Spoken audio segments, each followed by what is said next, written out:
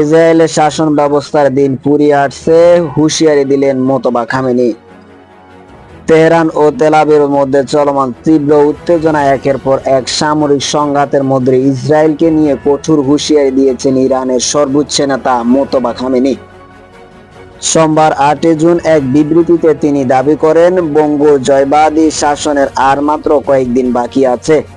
মধ্যপ্রাচ্যের ইরান ও ইসরায়েলের মধ্যে চলমান রক্তক্ষয়ী সংঘাত একের চরম সংকটময় মুহূর্তে ইরানের সর্বোচ্চ নেতার পক্ষ থেকে এই মন্তব্য এলো।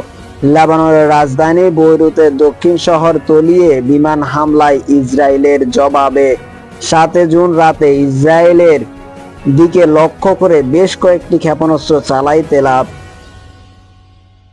ইরানের এই ক্ষেপণাস্ত্র হামলার পরে পাল্টা জবাব দেয় তেহরান। ইসরায়েলি বাহিনী পশ্চিম ও মধ্য ইরানের বিভিন্ন সামরিক লক্ষ্যবস্তু জোরালো বিমান ও ক্ষেপণাস্ত্র হামলা চালায়। এই সময় রাজধানী তেহরান, ইস্পাহান এবং তাবরিজ সহ ইরানের বেশ কয়েকটি শহর বিকট শব্দে শোনা যায়। উভয় পক্ষে এ ব্যাপারে হামলা ও পাল্টা হামলার কারণে মধ্যপ্রাচ্যের পূর্ণাঙ্গ যুদ্ধের আশঙ্কা তৈরি হয়েছে।